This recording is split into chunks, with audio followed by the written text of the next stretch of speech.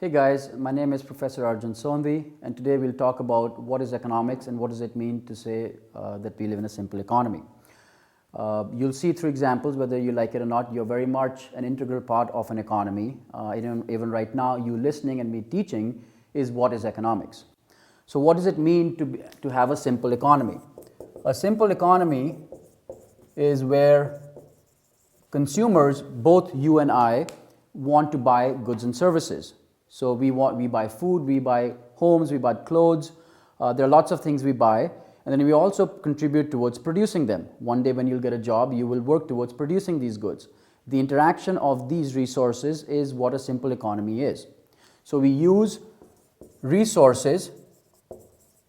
You will use your labor. I am using my time right now to teach. A farmer uses their time to grow crops. Labor is a resource. We also have land as a resource and machines. So these are a few examples of resources we use in an economy to produce goods and services. Again, it can be a tangible physical good like food or a house or clothes, or it can be a service, visiting a doctor, going to an accountant, a lawyer, or me providing my service in education here. So we use these resources to produce goods and services to satisfy human wants. Now we have human wants that are unlimited. If you are given 100 rupees, you want 200. If as a family we have one car, we want two, and if we have two, we want three. So it is very important in economics, and that's integral to economics, is how do we use these resources in the most efficient way to satisfy human wants.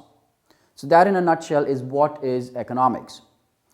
Now next we'll talk about what are the central problems of an economy, what are the questions that has to be answered when we study economics, and then how do we go about achieving the most efficient outcome for an economy. So the three most important questions that we have to answer in an economy is what to produce, and I will elaborate in just a second. What to produce? Do we want as an economy, since resources are scarce and we have to satisfy these human wants that are unlimited, what should we produce? Should we spend more resources on producing more agricultural goods? Should we spend more resources on producing cars? Or should we spend more resources on producing healthcare and education? These are all choices that we have to make, because we cannot possibly produce everything that we want because resources are scarce. The second question is how to produce them. Do we use more labor to produce crops, for example, or do we use more machines and tractors and less labor? That's also a very important question. And the last question is for whom to produce it and how to distribute it in an economy.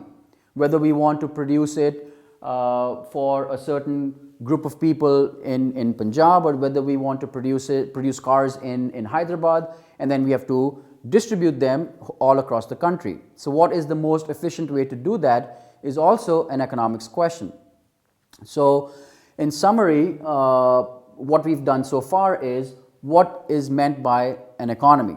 And you'll see when you start working, what you're doing right now is very much what economics is. We have to use these resources that are scarce to satisfy these human wants that are unlimited.